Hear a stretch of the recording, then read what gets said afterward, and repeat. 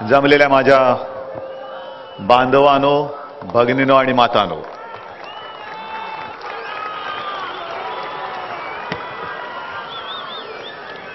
असं वाटतं की भाषण करण्यापेक्षा नुसता हा सगळा भगवा सागर उसळला तो पाहत राहावा.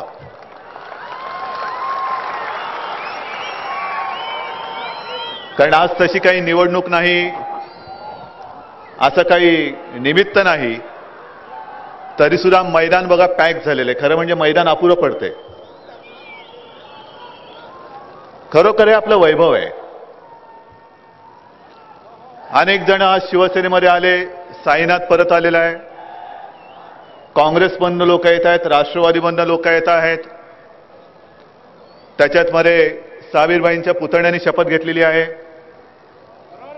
पण साबीरबाई, एक तुम्हाला सांगतो की तुमचा पुतण्या खूप चांगला आहे.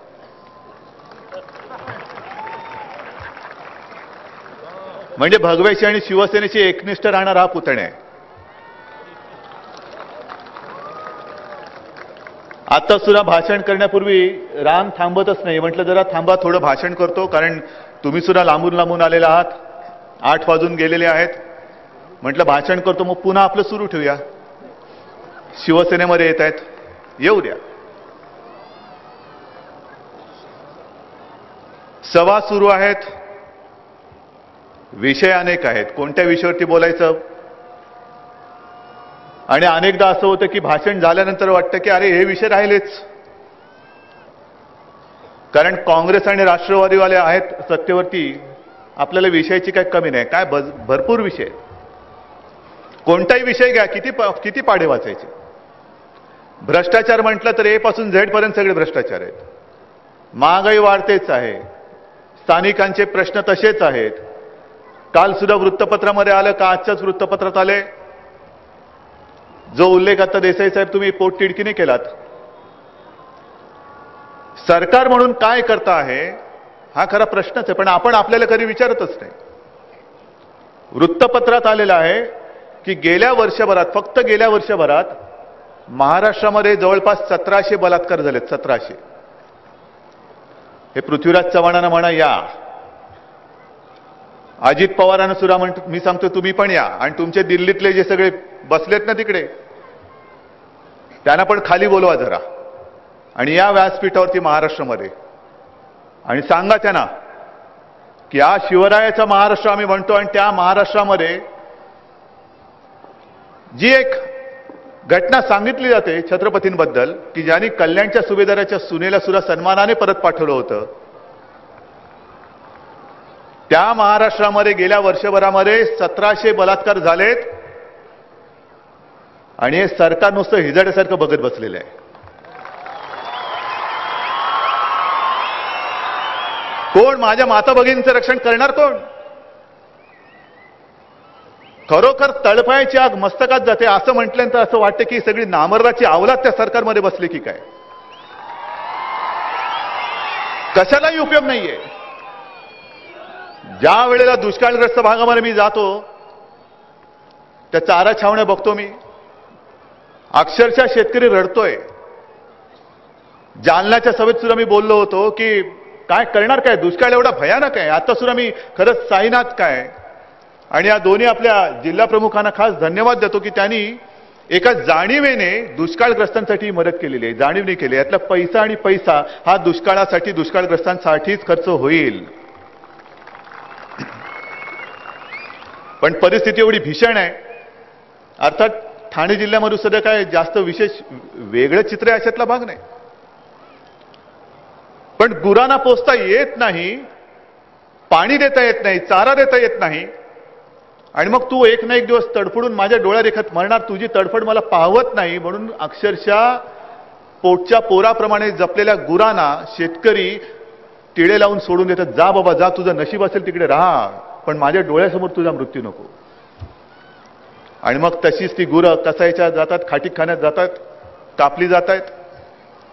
सरकारला लाज लज्जा शरम काही पडलेली नाहीये. कुठे विषय चाललाय, काय विषय चाललाय, काही नाहीये. बरं, सरकार एवढं कोडगा आहे, मग ते दिल्लीतलं असेल किंवा महाराष्ट्रातलं असेल, एखादा विषय अंगलट येतोय म्हटल्यानंतर बरोबर असा त्याला फाटा देतात की आपण सगळेजण तो मूळ मुद्दा सोडून भलत्याच विषयावरती चर्चा चालते. साधं बघा ना, काय कोणता विषय, कोणत्या दिशेने चाललोय आपण. जे आपण अभिमानाने सांगतो की शिवछत्रपतींनी 16व्या वर्षी तोरणा जिंकला, ज्ञानेश्वरांनी 16व्या वर्षी ज्ञानेश्वरी लिहिली, स्वातंत्र्यवीर सावरकरांनी सुद्धा अक्षरशः 14व्या-15व्या वर्षी चाफेकर बंधूंना फाशी झाल्यानंतर त्यांच्या घरातल्या देवीसमोर ते गेले आणि शपथ घेतली की या देशाच्या शत्रूला मारता मारता चाफेकरांसारखा मी मरेन, नाहीतर शिवाजी महाराजांसारखा विजयी होऊन मातृभूमीच्या मस्तकी स्वराज्याचा मी अभिषेक करेन. ही आपली परंपरा, महाराष्ट्राची परंपरा. तरुण तरुण चाफेकर बंधू सुद्धा एका घरातले 3 भाऊ एका मागोमाग एक देशाच्या स्वातंत्र्यासाठी फासावरती गेले. असा हा आपला महाराष्ट्र, ही आपली परंपरा. किती नावं घ्यायची. अगदी पलीकडे सुद्धा खुदिराम बोस 17व्या वर्षी फासावरती गेल्या देशाच्या स्वातंत्र्यासाठी. आणि त्या या आपल्या देशामध्ये जणू काय सगळे प्रश्न संपलेले आहेत. अशा पद्धतीने शरीर सुखाची परवानगी 18 वर्ष असावी की 16 वर्षाची असावी. काय कोणाचं हे डोकं आहे. सडलेल्या मेंदूत या अशा कल्पना यांना सुचतात कशा. अरे 16वं वर्ष हे शिक्षणाचं असतं ना. तुम्ही त्याला नीट शिक्षण देत आहात ना, त्याला रोजीरोटीची पुढची काहीतरी सोय करून देत आहात.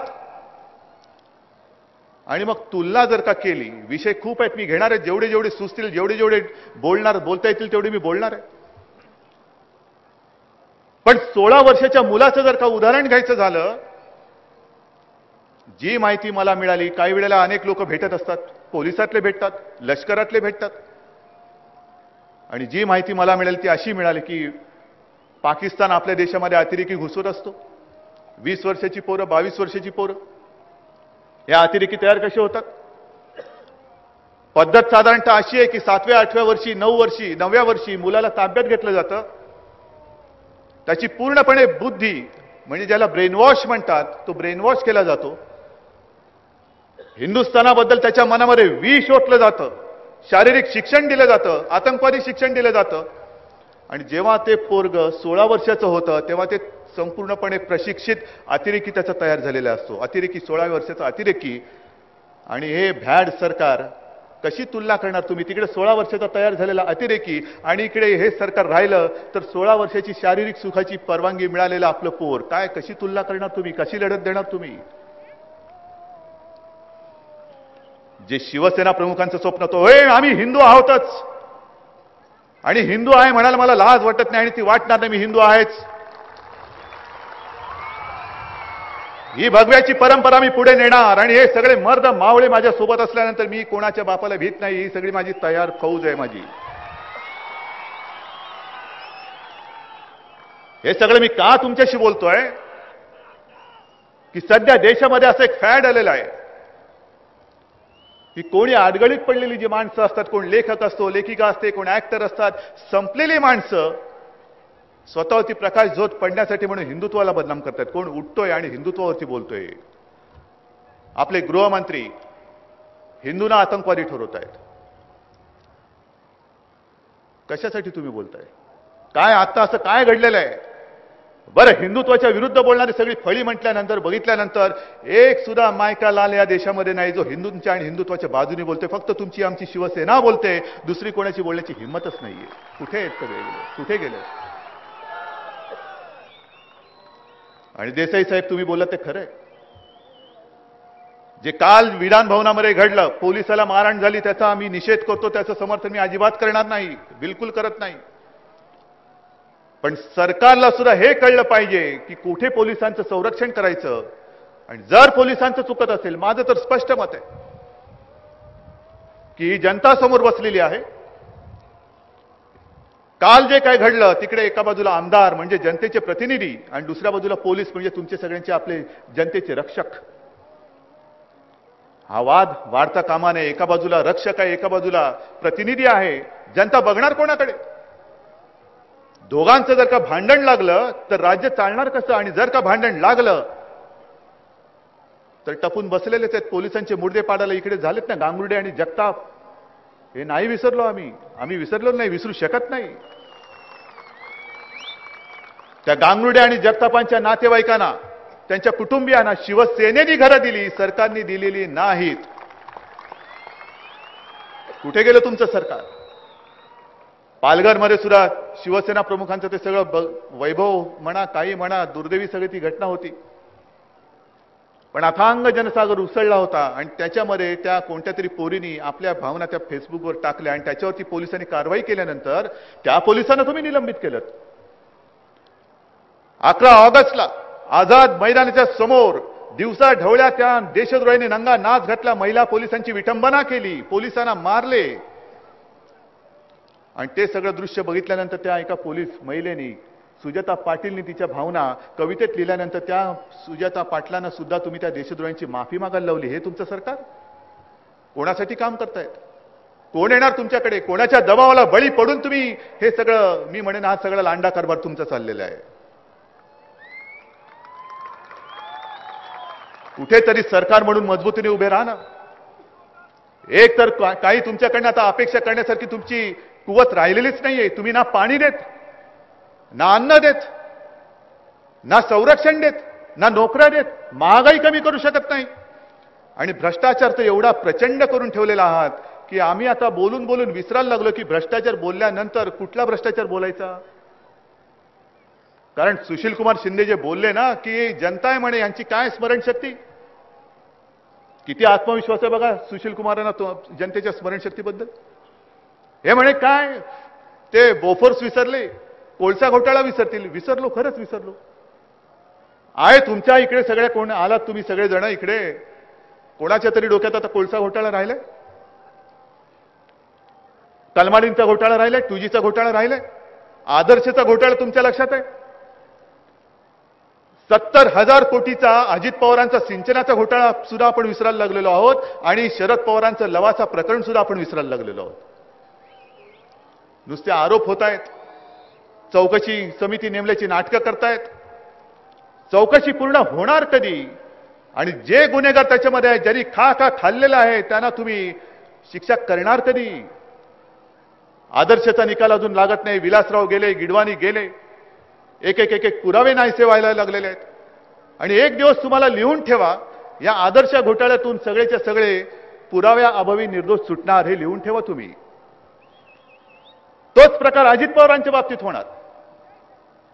जो एक प्रश्न विनोद तावडेने विचारला त्यात चितळे ना की आम्ही आरोप केलेले आहेत, तुम्ही सिंचन घोटाळ्याची चौकशी करता आहात, समितीवरती आहात, आम्ही आरोप केले, त्या आरोपांचं काय झालं? आणि त्यांनी सांगितलं मी आरोपांची चौकशी करणं हे माझ्या अधिकक्षेत येत नाही, मी चौकशी करू शकत नाही. मग काय करताय तुम्ही? नुसतं काय थुकी लावून पानं उलटताय? कसली चौकशी करताय? मग कशालाही थेर करताय? म्हणजे अजित पवार सुद्धा ऐन निवडणुकीच्या तोंडावरती निर्दोष सुटणार आणि पुन्हा आपल्या डोक्यावरती येऊन थैथया नाचणार. आणि अशा वेळेला तुम्ही सगळे मर्द मावळे आहात. जे एकनाथ शिंदे बोललेत ती परंपरा तुम्ही ठेवणार आहात की नाही हे मला तेव्हा कळणार आहे. भगवा फडकवणार आहात की नाही हे मला तेव्हा दिसणार आहे. बरं, हा ठाणे जिल्हा सुद्धा मला काही नवीन नाहीये. हा खरं मुंबईच्या हाकेवरचं हे सगळं ठिकाण आहे. भिवंडी काय, ठाणे काय, जवार, मोखाडा, वाडा, शहापूर, मी स्वतः फिरलेलो आहे तिकडे. डोलारा गावामध्ये आदित्य आला होता, त्यांनी पाणी दिलेलं आहे. त्या आजूबाजूच्या परिसरामध्ये पाण्याच्या टाक्या दिलेल्या आहेत, टँकर दिलेले आहेत. ही सगळी तुम्ही केलेली, ही सगळी शक्ती उभी केलेली आहात, ती आपण गरिबांसाठी वापरतोय, स्वतःसाठी नाही वापरत आपण. पण जेव्हा मी त्या कुपोषणग्रस्त भागामध्ये फिरलो होतो, कुपोषणग्रस्त भागात खरोखर एवढी वाईट हालत आहे आणि अजूनही तिकडे काय सुधारणा झाली असेल असं मला वाटत नाही. बरं, योजना मागून योजना येतात, योजनांचा पाऊस पडतोय पण पोचत कुठेच नाहीये. म्हणजे माझ्या बरोबर सगळी मंडळी होती, एकनाथ वगैरे सगळे होते. कुठे दवाखाना बघितला, कुठे आश्रमशाळा पाहिली. सगळेजण आम्ही येणार म्हटल्यानंतर छान मस्त सारवलेल्या जमिनीवरती रांगोळ्या घालून पाटावरती छान जेवत बसले होते विद्यार्थी. काय बोलणार बिचारे? मी त्यांना विचारलं का हो, हे रोजचं असतं असं का? ते हो साहेब, आम्ही असंच असतं सगळं छान, आम्ही सगळे एकत्र बसतो झाडाखाली. म्हटलं बरं, छान आहे, जेवण वगैरे पण उत्तम आहे. म्हटलं जरा तुमचं स्वयंपाकघर बघू. आणि स्वयंपाकघरात घुसल्यानंतर तिकडे माझी काही लोक होती, मला म्हणाले उद्धवजी हे बघा, आज तुम्ही येणार म्हटल्यानंतर यांची नवीन भांडी खरेदी झालेत. नवीन भांडी आणि आणली, पण नवीन भांड सुद्धा डोकावून बघितल्यानंतर त्या भांड्याचा तळ गंजून गेलेला. म्हणजे त्या गंजलेल्या भांड्यामध्ये हे उद्याचे आपण ज्यांना भावी आधारस्तंभ म्हणतो त्या कच्च्या बच्च्या मुलांना तुम्ही त्याच्यात अन्न शिजवून ते तुम्ही वाढता आहात. राहतात कुठे बघायला गेल्यानंतर दाद्यावर तर सोडूनच द्या, चादरी पण नाहीत. ती पूर्वी मुंबईमध्ये यायची, इकडे करायची अजूनही परंपरा असेल, खारी बिस्किटाची ती बॅग घेऊन यायची विकायला, मोठी खारी बिस्किट. तशा त्या ट्रंकेमध्ये त्या मुलाचं सामान, सगळी पुस्तकं, कपडे सगळं भरून मुलांनी तिकडेच बॅगेला बॅग लावून त्याच्यावरती एखादी चादर अंथरून त्याच्यावरती झोपायचं. नाणी घरं नाहीत, मुलींनी सुद्धा उघड्यावरती नाहीचं. कुठला देश कुठे चाललेला आहे? एवढी वर्ष झाल्यानंतर तुम्ही योजनांसाठी पाऊस आणतात आणि मग आदिवासींसाठी ज्या योजना आहेत त्यांना वीज पंप, तेल पंप, किराणा मालाचं दुकान, एवढंच नव्हे तर महिलांनो तुम्हाला आश्चर्य वाटेल, आदिवासींना सुद्धा ब्युटी पार्लर काढून देण्याची योजना त्याच्यामध्ये. ब्युटी पार्लर एक तरी, माझ्यापेक्षा तुम्ही इकडे तिकडे फिरता, एक तरी आदिवासी पाड्यामध्ये ब्युटी पार्लर पाहिलेत? एक तरी आदिवासी बाई नट्टापट्टा करून इकडे तिकडे जाताना पाहिलीत? मग कुठे गेली ही सगळी पार्लर? कोणाच्या घशामध्ये गेली? बरं यादी द्या म्हटलं तर अजून यादी येत नाही, पण साधी गोष्ट आहे, अरे खायला नाही घास आणि ब्युटी पार्लर देत आहे नामर्दानं, तुम्हाला काय अक्कल आहे?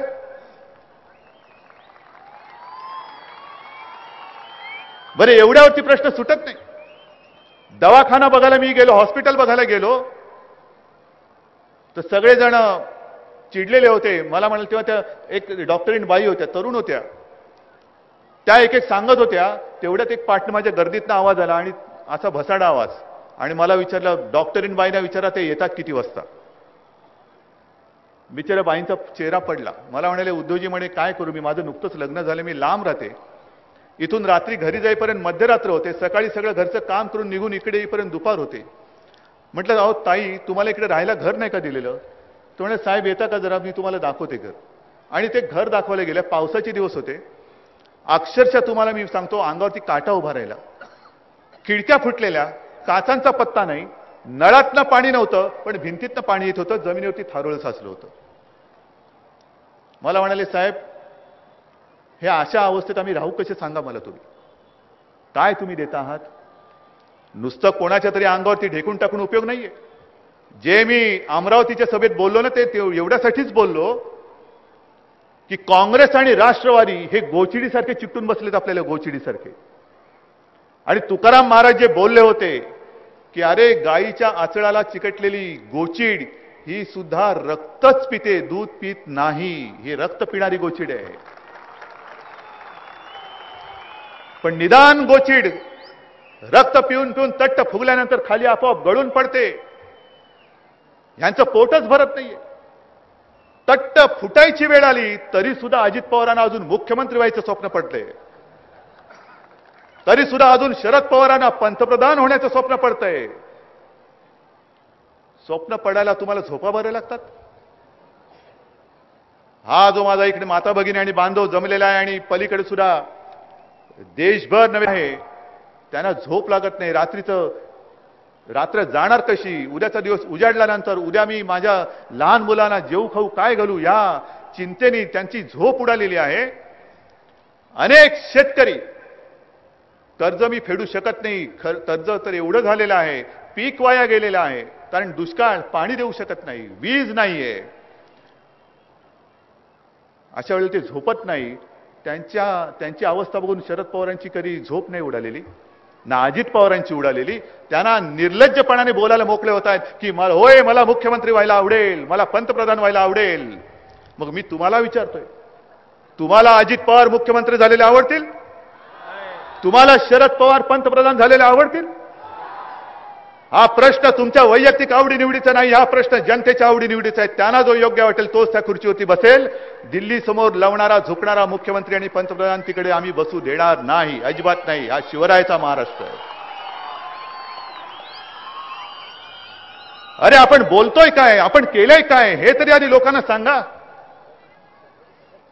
कर्ज वाटप केला, अरे शिवसेनेने मेळावे घेतले, मी महाराष्ट्र पिंजून काढला होता, शिवसेनेकांनी तुफान उठवलं होतं आणि शेतकऱ्यांनी लाखोच्या संख्येने त्या मेळाव्याला उपस्थिती लावली, म्हणून देशाच्या शेतकऱ्यांची कर्जमाफी या सरकारला करायला लागली होती. हे शिवसेनेचं यश आहे, महाराष्ट्राच्या शेतकऱ्यांचं यश आहे. पण कर्जमाफीची योजना आणल्यानंतर सुद्धा आज जे बाहेर आलेलं आहे, अक्षरशः प्रेताच्या टाळूवरचं लोणी खाणारी अवलाद आहे, प्रेताच्या टाळूवरचं लोणी खाणारी अवलाद आहे. कर्ज वाटप जे झालं ती माफी योजनामध्ये सुद्धा घोटाळा. म्हणजे कसा? जे शरद पवार बोलते ते बरोबर आहे. काय म्हणाले? अहो घोटाळा होईल कसा? ज्या संस्थांनी याद्या दिल्या, नाबार्डनी यादी दिली, त्या यादी दिलेल्या पात्र ठरवलेल्या शेतकऱ्यांच्या खात्यामध्ये थेट पैसा गेलाय. पैसा जाईल कसा? इकडे तिकडे गेलाच नाही, तो थेट त्यांच्या बँकेत गेलेला आहे. बरोबर आहे ना? पण पवार साहेब, या सगळ्या पतपेढ्या, या सगळ्या सहकारी संस्था, ज्यांनी कर्ज दिले, या सगळ्या संस्था या तुमच्या बगलबच्च्यांच्या होत्या ना? तुमच्याच आहेत ना त्या बगलबच्च्यांच्या? तुमच्याच चेला चपाट्यांच्या आहेत ना? मग याद्या दिल्या कोणी? याद्या तुम्हीच दिल्या. आणि मग तुम्ही दिलेल्या याद्या त्या तशाच्या तशा मंजूर झाल्या आणि पात्र अपात्र हे तुम्ही ठरवले. मग मला एक तुम्ही उत्तर द्यायचं. जो पात्र शेतकरी असेल, दुर्दैवाने तो अपात्र ठरला असेल म्हणून त्याची कर्जमाफी झाली नाही आणि त्यांनी जर का आत्महत्या केली असेल तर खुनाचा आरोप कोणावरती भरला टाकला पाहिजे? कोण याला जबाबदार? आता सुद्धा जे काल घडलं, त्या खेड नजीक एक अपघात घडला, भयानक अपघात. जवळपास 38-40 लोक त्याच्यामध्ये मृत्युमुखी पडलेले आहेत. काय विचित्र नाव असतं नदीचं सुद्धा, जगबुडी नदी. काय नाव? कोणी ठेवलं देव जाणे. कसं पडलं नाव माहिती नाही. आजपर्यंत अनेक अपघात तिकडे झालेत, अनेक बळी तिकडे गेलेले आहेत. पण ज्या पुलावरनं ही बस खाली गेली, हा पूल ब्रिटिशांनी बांधला होता, ब्रिटिश. आणि जेव्हा त्या पुलाला 100 वर्ष पूर्ण झाली तेव्हा त्याच्या कॉन्ट्रॅक्टरनी तिकडनं ब्रिटनमधनं इकडे पत्र पाठवलं होतं की याची आता 100री झालेली आहे, हा पाडा आणि नवीन बांधा. अजूनही बांधलेला नाही, अजूनही तसाच आहे. कठडे नाहीत, काही नाहीत. अनेकदा आंदोलनं केली, शिवसेनेने आंदोलनं केली, पण पूल तसाच आहे. तुमच्यापैकी कोकणात जाणाऱ्यांना तो माहिती आहे सगळ्यांना. केव्हा बांधणारा पूल? काल जो अपघात झाला त्याची जबाबदारी कोण घेणार? कठडे का नाही आहेत त्याला? इतर ठिकाणी आपापले मतदारसंघ सगळे सजवताना सगळा खर्च तुम्ही तिकडे करता आहात, पण मतदारसंघामध्ये जे करता ते इतर ठिकाणी करत नाही तुम्ही. आणि हे सगळं वातावरण असंच वाढत चाललेलं आहे, असंच चाललेलं आहे. आणि त्याच्यात भर काल ज्या आता सोनिया गांधी बोलल्या आहेत, याचा अर्थ लक्षात ठेवा, निवडणुका जवळ आलेल्या आहेत. काल सोनिया गांधी कुठेतरी गेल्या होत्या दौऱ्याला आणि त्या दौऱ्यामध्ये बोलल्या की जातीयवादी शक्तींशी आता लढायला तयार राहा. जातीयवादी म्हणजे कोण हे पहिलं सोनियाबाईंनी जाहीर करावं. कोण? तुम्ही, आम्ही, आणखीन कोण? कोण आहेत जातीयवादी? कोणाशी लढणार? कोण लढणार? जर तुमच्यामध्ये हिंमत असेल तर पाकिस्तानशी लढताय तुम्ही? पाकिस्तानाने आपल्या 2 जवानांचे मुंडे पाडले, त्यांची मस्तक धडावेगळी करून ते मृतदेह आपल्या ताब्यात दिलेत. काल सुद्धा एका कैद्याची किडनी काढली, हृदय काढलं, सगळे अवयव काढून तो मृतदेह आपल्या ताब्यामध्ये दिला. काश्मीरमध्ये सुद्धा आतंकवादी घुसवले आणि जवानांच्या छावणीवरती हल्ला करून 5 जवान आपले ठार मारले. सोनियाबाई, तुमच्या धमक आहे? तुमच्या सरकारमध्ये हिंमत आहे? लढताय पाकिस्तानशी?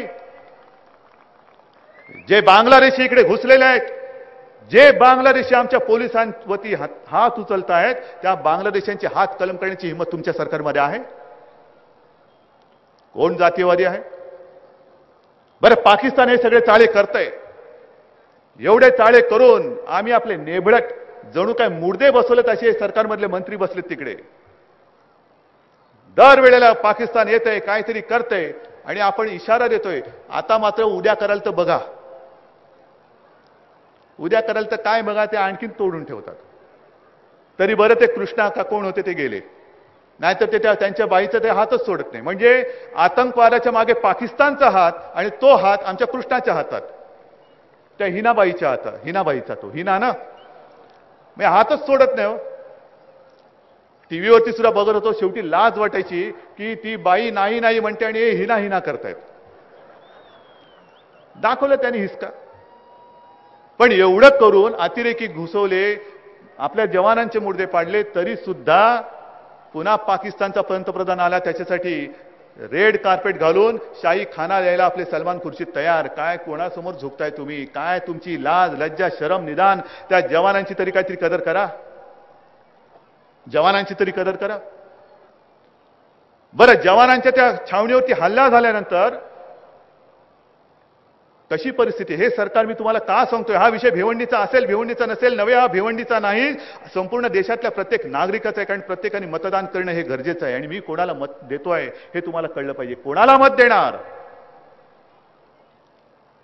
ज्या छावणीवरती त्यांनी हल्ला केला त्यांच्या मुसक्या बांधून ठेवलेल्या आहेत. म्हणजे 100 जवान असतील तर 10 जवानांच्या हातामध्ये बंदूक आहे, 10 जवानांच्या हातात बंदुका, बाकीच्यांच्या हातात काही शेवग्याचे शेंगा देते तुम्ही? म्हणजे समोरून अतिरेकी येत आहेत, बॉम्ब फेकतायत, AK-47 खडखड खडखड गोळ्या झाडतायत, आणि आमचे जवान काय त्यांच्याकडे धुणी वाळत घालायच्या लाठ्या घेऊन ते त्यांच्याशी लढणार, लाठीकाठी खेळणार? कसा देश मजबूत होणार? आणि कोणाशी तुम्ही लढणार? कसे लढणार तुम्ही? पण या सगळ्या वातावरणामध्ये एकाने जी एक धाडस दाखवलेले, एकाने जी हिंमत दाखवलेली, त्याचं मी जाहीर कौतुक केलेले आज सुद्धा तुमच्या समोर करतोय. ती व्यक्ती म्हणजे त्या अजमेर शरीफ दर्ग्याचे दिवाण.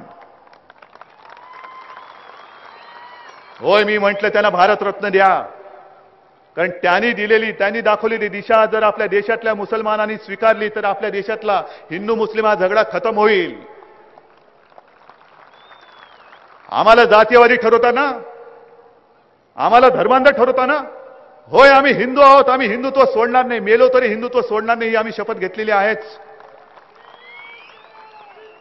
पण जे हिंदुत्व आम्ही बोलतोय ते सर्व धर्म समभाव आल्याना तुमचा सर्व धर्म समभाव एकदा तरी सांगा ना कसा आहे? एकदा तरी सांगा. मी 2 गोष्टी बोललेलो. एक म्हटलेले त्या ओवेसीला लात मारून हाकलून द्या पाकिस्तानामध्ये, ओवेसीला हाकलून द्या.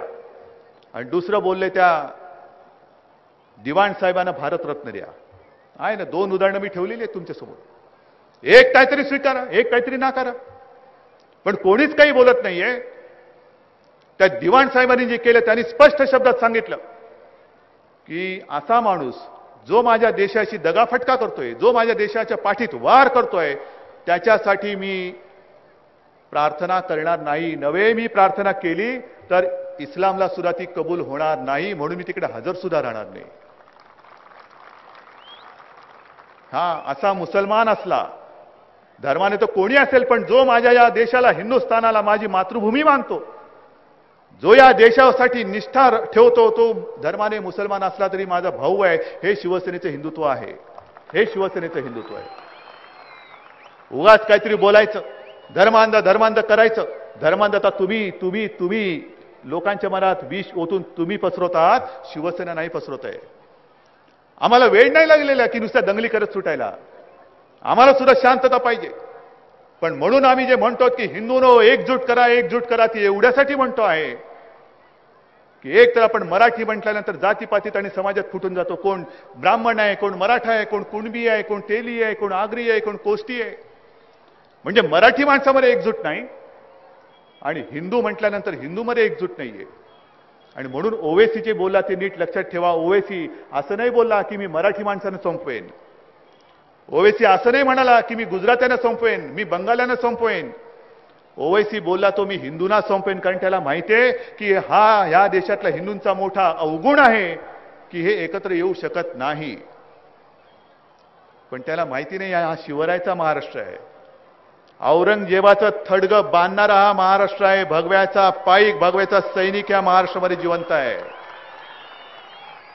संपूर्ण देशाचं मला माहिती नाही, पण जोपर्यंत या देशामध्ये छत्रपतींना दैवत मानणारा शिवसैनिक हातामध्ये भगवा घेऊन उभा आहे, तोपर्यंत या महाराष्ट्रामध्ये तरी ओवेसीची चाळी आम्ही चालू देणार नाही, अजिबात चालू देणार नाही. आणि सरकार म्हणून कुठेतरी मजबूत जर का तुम्हाला पाहिजे असेल तर मग मात्र तुम्हाला शिवसेनेखेरीज पर्याय नाही. एक मजबूत सरकार या राज्याला आणि देशाला आणावंच लागेल, द्यावंच लागेल. आज देशात काय, राज्यात काय, सरकार जणू काय नाहीच आहे असा सगळीकडे समज झाल्यामुळे हे सगळे यांचे चाळे वाढलेले आहेत. आणि म्हणून शेवटचा एक तुम्हाला मी प्रश्न विचारतो, जे एकनाथ शिंदे बोललेले आहेत की ठाणे जिल्ह्यामध्ये कोणती निवडणूक येऊ दे, मग ती ग्रामपंचायत असू दे, आणखीन कोणती असू दे, नगरसेवक असू दे, कदाचित नसेल आज भगव्याचा महापौर इकडे नसेल, पण जेव्हा मी पुन्हा येईन तेव्हा भगव्याचा महापौरच नसेल तर भगव्याचा खासदार आणि आमदार सुद्धा माझ्या या व्यासपीठावरती असेल. तुम्ही मला सगळ्यांनी सांगायला पाहिजे की हे नुसतं अजित पवारांसारखं स्वप्न नाहीये, शरद पवारांसारखं स्वप्न नाहीये. नवे माझ्यासाठी मी स्वप्न बघणारा शरद पवारांचं कोणी लागत नाही. मी जनतेसाठी, महाराष्ट्रासाठी स्वप्न बघणारा, हिंदुस्थानसाठी स्वप्न बघणारा शिवसेना प्रमुखांचा मी मुलगा आहे. माझ्यासाठी स्वप्न बघणारा माझी अवलाद ती नाहीये. मी सुद्धा जे स्वप्न बघतोय ते तुमचं बघतो आहे. आणि तुम्ही माझं हे स्वप्न, हे माझं नव्हे तर हे शिवसेना प्रमुखांचं स्वप्न तुम्ही साकार करणार आहात की नाही. या भिवंडीमध्ये, या ठाण्यामध्ये येणारी कोणतीही निवडणूक असू रे, ग्रामपंचायतीपासून खासदारापर्यंत जो निवडून येईल तो भगव्याचा पाईक असेल. दुसरा फडका आम्ही फडकू देणार नाही अशी मला वाटतं. हात सगळ्यांनी वर करून शपथ घ्या. आणि हात काँग्रेसवाल्याचे नाही आहेत, मला मुठी पाहिजेत, मुठी पाहिजेत. शिवसैनिकाचे हात म्हणजे मुठी पाहिजेत. काँग्रेसवाल्याचे हात असे असतात, माझे शिवसैनिकाचे हात मुठ्या वळलेले आहेत. पत्रकारांनी जरा घ्या, ही सगळी भगवायची ताकद आहे. बस ही ताकद अशीच वाढत राहो आणि तुम्हाला सगळ्यांना निरोगी दीर्घायुष्य लागो अशी छत्रपतींच्या चरणी प्रार्थना करून तूर्त मी आपली रजा घेतो. जय हिंद, जय महाराष्ट्र.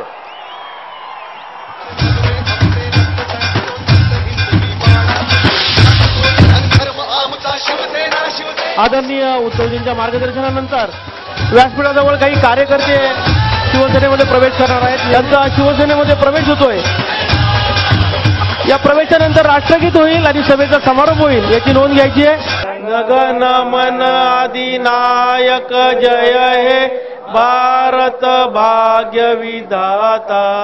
पंजाब सिंध गुजरात मराठा द्राविड उत्कल बंग विंध्य हिमाचल यमुना गंगा उचल जलसित रंग. तव शुभ नामे जागे, तव शुभ आशीष मागे. गाये तव जय गाथा, जनगण मंगलदायक जय हे भारत भाग्य विधाता. जय हे, जय हे, जय हे, जय जय जय जय हे. भारत माता की जय.